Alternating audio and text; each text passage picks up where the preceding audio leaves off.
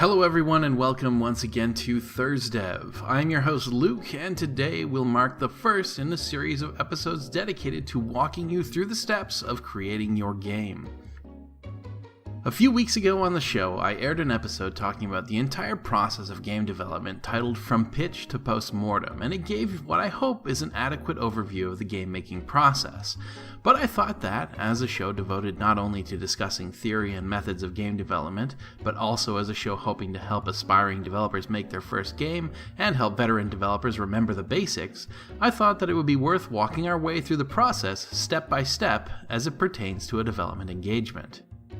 Note, of course, that as a designer and producer, the knowledge I'll be imparting here will be more focused on the bird's eye view of game development. For more in-depth sections, there will be other videos, but though I have no intention of glossing over anything important, it's worth noting that some videos will speak in broad strokes about complicated processes that may, in practice, take days to weeks to months, in some cases even years, to complete. This also sort of assumes that you're working in some form of decision-making capacity about your game.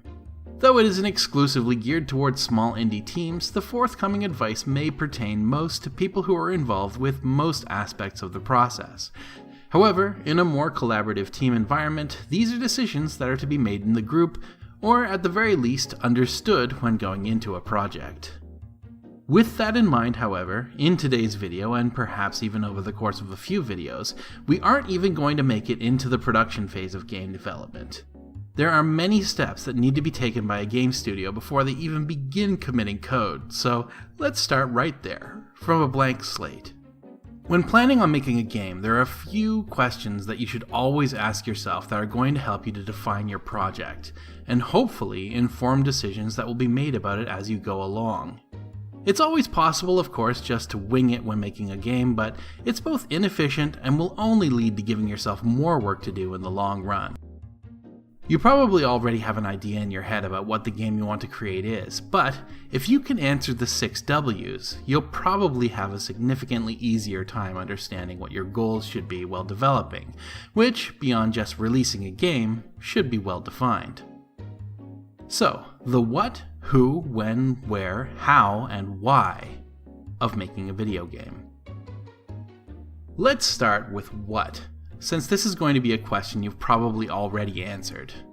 What kind of game are you hoping to make? What is its genre? What other games are you using for reference?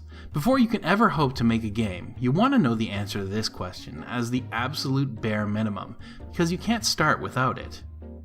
If this is your first game, I'd suggest that you don't reach too far. Make something orthodox. A first-person shooter, a beat-em-up, a shoot-em-up, a strategy game, a platformer. The game is up to you, but the more that you have to draw from, the better off you'll be.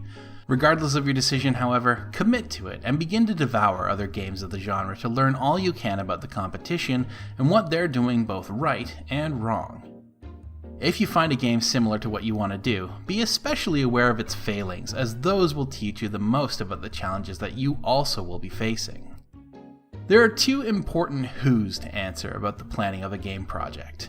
Who is going to make this game, and who is going to play the game? The first who should be an easy question to answer.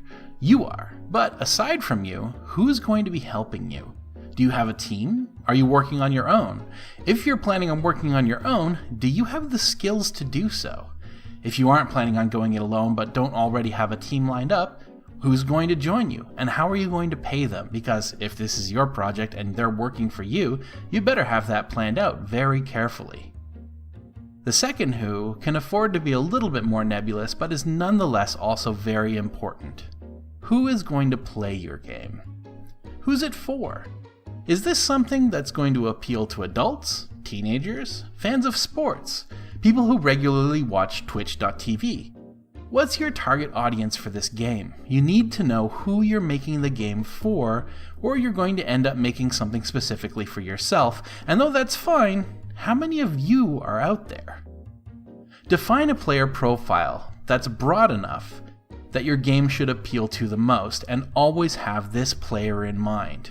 If they love esports, your game should probably have a competitive element. If they're fans of the works of George R.R. Martin, then you should probably consider some heavy, dark fantasy narrative, and so on.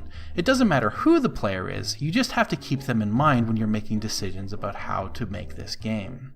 By creating this player profile, you'll have a much stronger picture of what kind of player is going to be your main consumer. Now, when are you going to release this game? How long do you want to work on it? How long can you do it sustainably? Are you willing to set a deadline for yourself and commit to it? Or are you going to accept a harsh reality that if you take a when it's done attitude, you may never ship? If this is your first game, this will definitely take longer than you think that it will. But think in terms of weeks, months, years. If you set a goal for time, even if you don't meet it, you're more likely to feel the pressure that you should want to feel to get your game done. Regardless of what the time frame is going to be, set one and keep it in mind while you're developing. Having milestones and a deadline in mind are always going to motivate you to work harder in order to meet them. Now, where am I going to sell this game? Even if it's free, where are people going to find it? Steam? itch.io? Xbox? Nintendo Switch? Offering your own personal website? You need to know before you work on your game what platforms will carry this product and how to get them on there. For a beginner, PC is the most logical choice, and though Greenlight is going away, Steam is still a strong viable option. But you also have GameJolt, Itch, and other options. Regardless though, the market is very saturated and getting noticed will be difficult. Without a plan to put it in front of people, you're not going to get noticed, and the first step in doing so is having an idea exactly where your game is going to be so that people can find and play it. Now, how will you make your game? The first of the who's ties neatly into this, but also consider development tools like what engine you should select to create your project. How are you going to organize your team? How are you going to manage your files? And how do you plan to test the game when it's ready to be tested? What are the actual blocks between you and creating this game? And how are you going to eat day to day while you're putting your time into making this game? Is this your day job?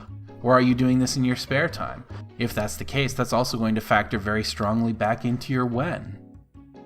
Consider all of these points and have contingencies as well for potential points of failure. And finally, the jerk question. There are two whys that need to be answered. One internal and one external. Why are you making this game? And why would someone else play your game? You obviously want to make a game or you wouldn't start. And it may be a passion project, but do you want to make it succeed? Is this a game jam project? A school project? An indie game? A small company's many forays into the world of game development? Is the reason you're doing it strong enough to keep you interested through all the hard parts you'll inevitably have to push through, or is there a chance that you'll give up when the going gets rough? Know thyself. Know what's motivating this project. It can be passion, it can be distraction, it can be financial, but also know that some of these things may not sustain you through the weeks, months, or years, especially if you can't achieve one of them. The other why is why would someone want to play your game? The cold, hard truth is that the games market is saturated. It's oversaturated.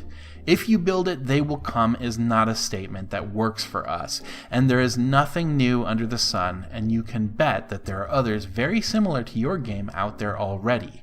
They might be as good or better, so what is it that makes your game worth playing and not theirs? What separates you from the crowd? Does your game have a unique selling point that other games don't have that people are looking for? Is it a niche that's severely underserved? There's a reason why Clash of Clans clones fail, and why there has yet to be a definitive WoW killer in the MMO space. If someone wants to play World of Warcraft, they can already play World of Warcraft. There are so many platformers and RPGs and action shoot-em-ups out there that in order to succeed, yours has to be interesting enough to catch someone's attention. So think about why someone would play your game over another one. It can be art style, it can be narrative, it can be a specific gameplay mechanic. It doesn't matter what it is, as long as there's something out there that you can use to tell people why this game is different, why they should bother spending their money, time, and effort in playing the game that you're creating for them. If you can answer each and every one of the above questions with confidence, then you're ready to start working on your game's pitch, and that's what we'll get started on next week. In the meantime, however, I'd like to thank you for joining me in this episode of ThursDev. I hope that you enjoyed it and were educated as well as entertained. If you want to keep up with this series of videos, please consider subscribing to our channel or following the ThursDev playlist on Level 0 NPCs. That way, you'll get notifications, maybe, when we create new content. Otherwise though, I'm just glad that you're here and stuck with me to the end, and I hope to see you next time as well as we dive into the pitch creation process. In the meantime though, take care.